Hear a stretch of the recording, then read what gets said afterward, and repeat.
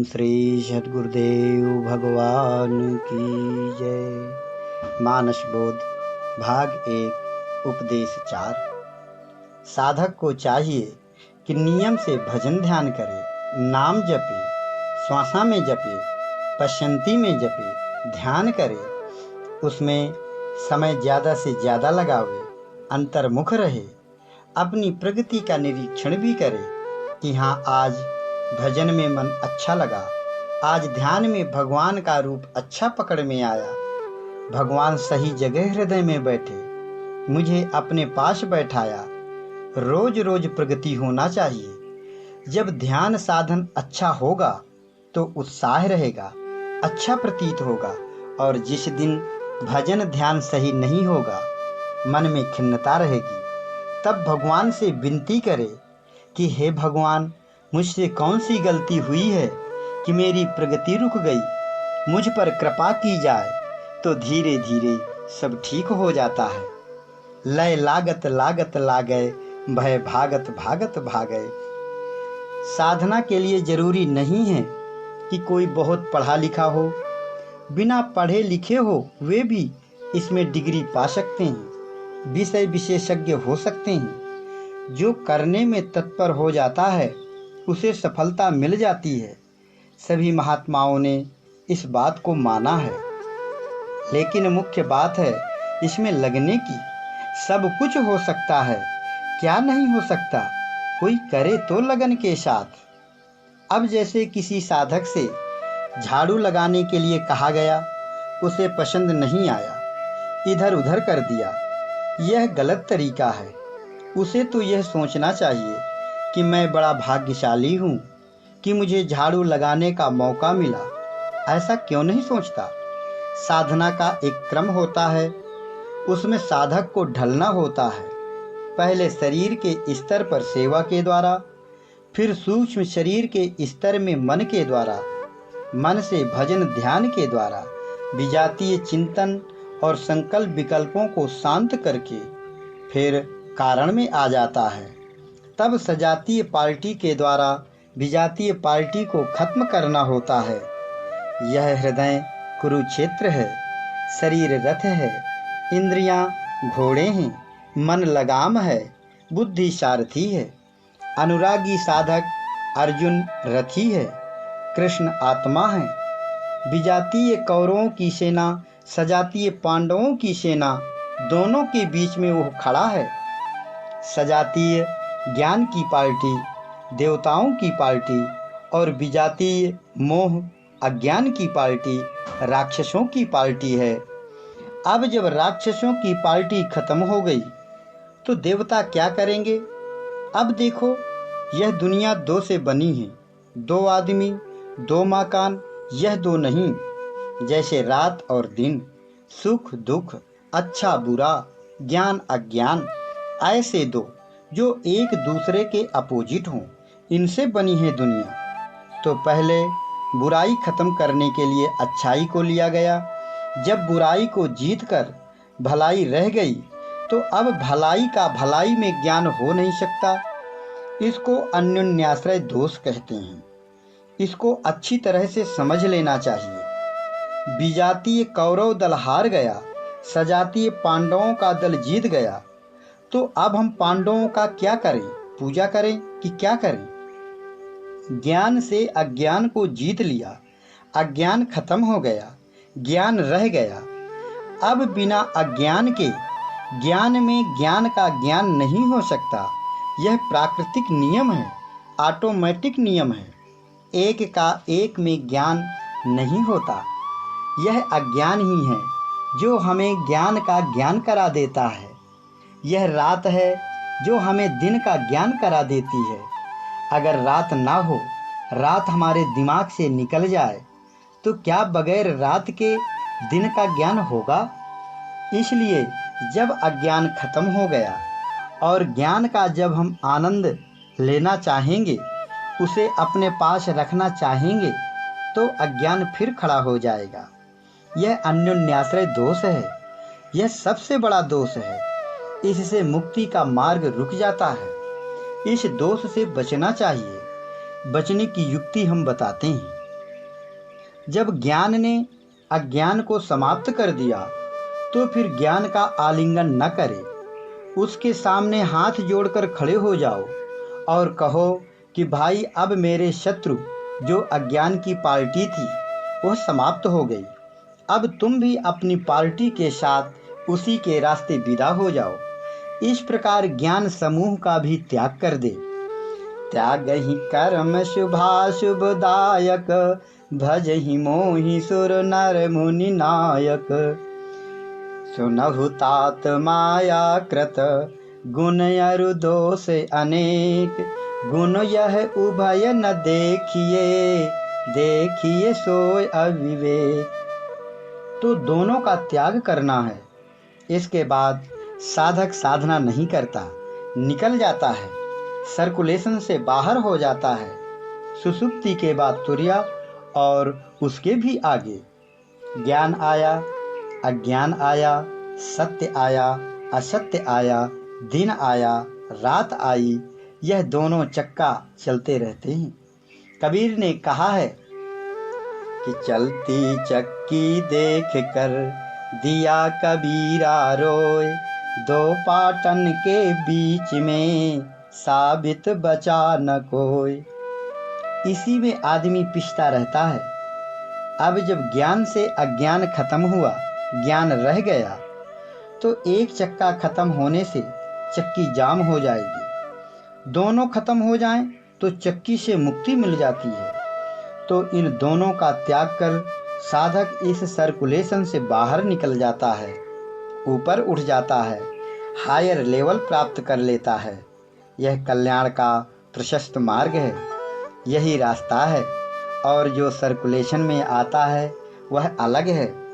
जैसे तुमने साधना की, घोर तपस्या करके फिर डिमांड कर ली, जो ऐश्वर्य मिले, फिर भोग किया और सर्कुलेशन में आ गए, फिर किया, फिर शांति मिली, उसका उपभोग किया, फिर आ गए, तो यह सर्कुलेशन चलता रहेगा, खत्म नहीं होगा। इसलिए चाहना कुछ भी नहीं है, साधन भजन करना है। भजन का अर्थ है भजना, मन विषयों में भागे ना। भक्ति का मतलब है भगवान से विभक्ति या अलगाव ना हो, या यूं कहे कि भग इत सा भक्ति, भग के रास्ते से जो आवागमन है उसकी इति हो जाए, आवागमन समाप्त हो जाए, वह भक्ति है। तो यह बिना विजातीय को खत्म किए और फिर सजातीय विजातीय दोनों का त्याग करके इस सर्कुलेशन से बाहर हुए बगैर नहीं होता। यही मुक्ति का मार्ग है, कल्याण का मार्ग है। इसके आगे तुर्या और तुर्यातीत की अवस्था साधक प्राप्त कर लेता है। यह केवल बात ही बात नहीं है, साधक को इस अवस्था में कम्युनिकेशन होता है। इसमें खाली बोध भर नहीं होता, साधक को कुछ मिलता भी है। वह अपने अंदर महसूस करता है कि मैं किससे बात कर रहा हूँ, मेरे पास क्या चीज़ है, मैं क्या हूँ, कैसा हूँ, इसका बोध होता है। सांपों की लड़ाई में खाली जीभों की लपालप ही नहीं, वहाँ तो चमत्कार घटित होते हैं। यथा सुअंजन अंजिद्रग, साधक सिद्ध सुजान। कौतुक देखहि शैल बन, भूतल भूरि निधान। जो नहीं देखा नहीं सुना, जो मनहु न समाय। सो सब मैं तह देखूं, बरन कवन विधि जाय। तो इस प्रकार साधक की यह प्रकृति हो जाती है। फिर इसके बाद साधक की क्रियाएं नहीं होती कि यह करो वह साधन करो। इस अवस्था में पहुंचकर यह पूछने को नहीं रह जाता कि इसके बाद क्या करना होगा। कोई एमए पास करके क्या प्राइमरी में एडमिशन प्रवेश लेने आता है कभी, कि फिर से प्राइमरी करे, हाई स्कूल करे। तो इस तरह से अच्छे साधक साधना के सही तरीके से, महात्माओं की युक्ति से इस ज्ञान को भी, सच्चाई को भी, मूल चीज को भी त्याग करके निवृत्ति को ग्रहण कर लेते हैं। घरों में देखते हो कि जब कोई बुढ़ा आदमी जर्जर हो जाता है मरने की बात उसके मन में छा जाती है तो चिल्लाता रहता है, मेरे लड़के को बुला दो, एक बार देख लूं। नाती को बुला दो, उसका मुख एक बार और देख लूं। पड़े पड़े ऐसे चिल्लाता रहता है। जिंदगी भर उसने लड़कों को देखा, नाती को देखा, लेकिन उसे संतोष नहीं लगता, उन्हीं में आसक्त रहता है। इसी प्रकार हमें अभ्यास बनाना है कि हम भगवान को ही देखना चाहें। हमारा बेटा है तो भगवान है, हमारा बाप है तो भगवान है, हमारा धन है तो भगवान है। हम उसी को रोएं, उसी के लिए गाएं। वही मुक्ति है, वही भुक्ति है, वही हमारा सब कुछ है। तो क्या मतलब है, वह रखेगा तो रहेंगे, मारेगा तो मरेंगे, मरे ही तो हैं। अभी हम इस संसार में पैदा हो गए हैं, संसार में जी रहे हैं और भगवान के यहाँ मर गए हैं। भगवान से मतलब नहीं है। अब हम इसे उल्टा कर लें, संसार की तरफ से मर जाएं, संसार से मतलब न रहे, भगवान से मतलब रहे। इस तरह से हम भगवान के यहाँ पैदा हो जाएंगे, संसार से मर जाएंगे। ऐसे उल्टा कर ले तो यह है मरने से पहले मरना। मरना नहीं है, मन को ट्रांसफॉर्म कर देना है। तो फिर मन को ताकत मिलेगी, दृढ़ता आएगी। इस प्रकार बोध लगाना चाहिए, तब ठीक रहता है। अन्यथा तमाम चीज़ों से हमारा प्रेम रहता है, उन सब के लिए रोते रहना ठीक नहीं है। वस्तु तो हमसे अलग है, भिन्न है, वह हमारी चीज़ नहीं है। जो हमारी चीज़ है वह है ईश्वर, जो हमारे अंदर और सबके अंदर बैठा हुआ है। इस निष्कर्ष को हमने ले लिया है, अब उसे नहीं छोड़ना है। रोएंगे तो उसी को रोएंगे, मरेंगे तो उसी को मरेंगे, जिएंगे तो उसी को जिएंगे। ऐसा अभ्यास बनाना चाहिए किसी भी उपाय से। वह साधक ठीक रहता है जिसका ऐसा निश्चय बन जाता है। ऐसे महात्मा जीवित समाधि ले लेते हैं। जीवित समाधि का मतलब है कि जीवित हैं लेकिन संसार से मतलब नहीं रखते, संसार की तरफ से आंख मूंद लेते हैं, ईश्वर को ही देखते हैं। संसार के पदार्थों से आच्छादित होकर उनसे प्रेम करके यह जीवात्मा पतित हो जाती है। इसलिए ऐसा अभ्यास करना चाहिए कि संसार के पदार्थों के बजाय परमात्मा में प्रेम हो। संसार से हम सिखावन ले सकते हैं, यह उसका सदुपयोग हो सकता है। एक समय जब हम अनसुईया में थे, हम और हमारे गुरु महाराज जी थे, तो उस समय चित्रकूट में एक उदासी महात्मा थे शीर्षा वन में। उनका शरीर छूट गया और बड़े भद्दे ढंग से शरीर छूटा। वह महाराज जी के बड़े प्रेमी थे, बड़े अच्छे संत थे। जब यह खबर मिली तो महाराज जी खूब हंसे। हमने महाराज जी से पूछा कि आपके प्रेमी महात्मा थे, मर गए और आप इस तरह से हंस क्यों रहे हैं? महाराज जी बोले, तुम नहीं जानते, हम हंस इसलिए रहे हैं कि बाबा जी तो मर ही गए, मगर हमें एक सिखावन मिल गई कि हम ऐसी खराबी से बचकर रहेंगे, पथ भ्रष्ट होने से बचे रहेंगे। इसलिए यह संसार कुछ सिखावन देता है, लेकिन कोई लेता नहीं। सिखावन संत लेते हैं। पुराणों के अनुसार यही अघमर्षण में यक्ष और युधिष्ठिर का संवाद हुआ था। जब यक्ष ने युधिष्ठिर से प्रश्न किया कि इस दुनिया में आश्चर्य क्या है, तो युधिष्ठिर ने बताया था कि लोग रोज मरते हैं, लेकिन जो बाकी लोग हैं वे इस दुनिया में बने ही रहना चाहते हैं, उन्हें अपने मरने का ख्याल नहीं आता। यही महान आश्चर्य है। हर जगह रोज लोग मरते हैं, लोग उन्हें फूंक जलाकर जल्दी घर आते हैं और दही भात मज़े से खाते हैं। उन्हें अपने लड़के बच्चे देखने की जल्दी पड़ी रहती है, जबकि देखने को है क्या, सब मरे ही तो हैं, आज नहीं तो कल। लेकिन इस पर कोई गौर नहीं करता, सिखावन नहीं लेता। कोई कोई होता है जो सिखावन लेता है। गौतम बुद्ध को इसी तरह से वैराग्य हुआ। दुखियों को देखा, लोगों को मरते देखा और निकल गए। आज लोग उन्हें भगवान मानते हैं। इसलिए ईश्वर की ओर जिसे चलना है उसे संसार से, इस माया से मुंह फेर लेना पड़ेगा। यह संसार झूठा है। कहा गया है, मन तू झूठे जग में आया। तो हम झूठे में आकर फंस गए हैं। झूठा क्यों है? क्योंकि यह काल करके बाधित है, देश करके बाधित है। आज जो है कल नहीं रहेगा। अभी तुम जिस मकान को कहते हो कि यह मेरा है, कल तुम मर जाओगे तो क्या यह जाएगा तुम्हारे साथ? सत्य वह है जो सदैव साथ रहे। तुम्हारे साथ सदा कौन रहता है? जो यह बोल रहा है। यह आवाज कहाँ से आ रही है? नाभि से, नभ से। आत्मा का रूप आकाशवत होता है। आकाश से बारीक महतत्व है, फिर प्रकृति, और उससे भी बारीक आत्मा है। वह सत्य है, वह भगवान है, वह सदैव है, सर्वत्र है, व्यापक है, एक रस है।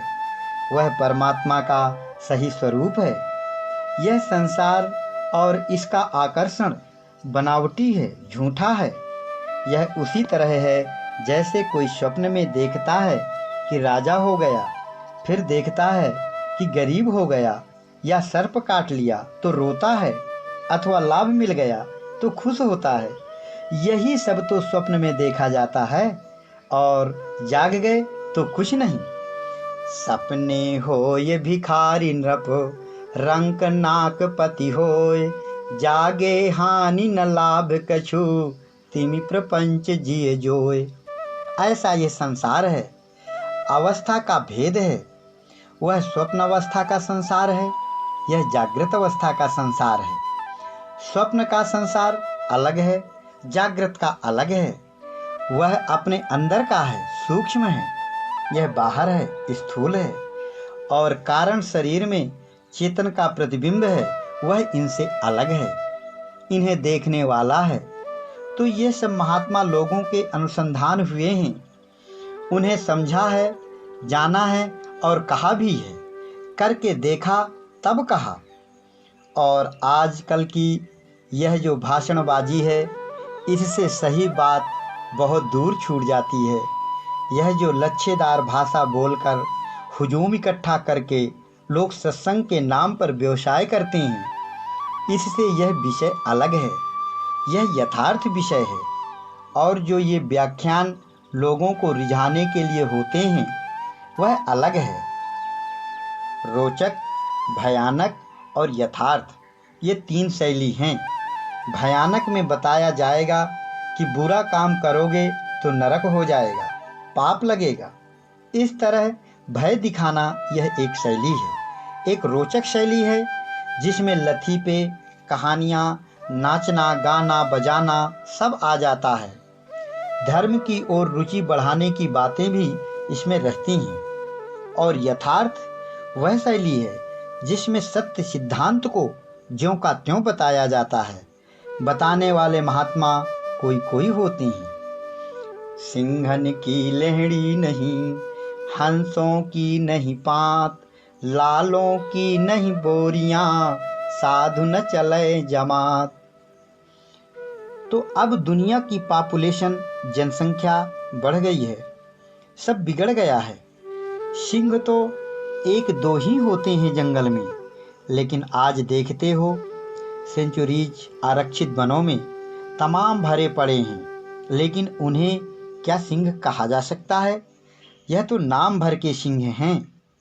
हंस का नाम सुनते हो, क्या कभी देखने को मिला है? अमृत का नाम सुना तो जाता है, लेकिन किसी को मिला नहीं आज तक। ये कुछ ऐसी बातें हैं जिनका पता किसी को है नहीं, बस बताए जा रहे हैं लोग एक दूसरे से। ऋषि मुनि कोई कोई होते थे, अब भीड़ लगी है, वेश बना लिया, हो गया। अब कोई करता तो है नहीं वह काम जो ऋषियों मुनियों ने बताया है, किया है, कोई जानता ही नहीं। बताने वाला कोई हो, करने वाला कोई मिले, तब भजन होता है, तब साधना होती है। भगवान आज अगर आ जाए तो वह बेवकूफ़ बनकर रह जाएगा, कौन पूछेगा उसे। और जो उसके यथार्थ को समझेगा उसे तो कितनी भी कीमत चुकानी पड़े तो भी वह छोड़ेगा नहीं। हरि ओम। ओम श्री सद्गुरुदेव भगवान की जय।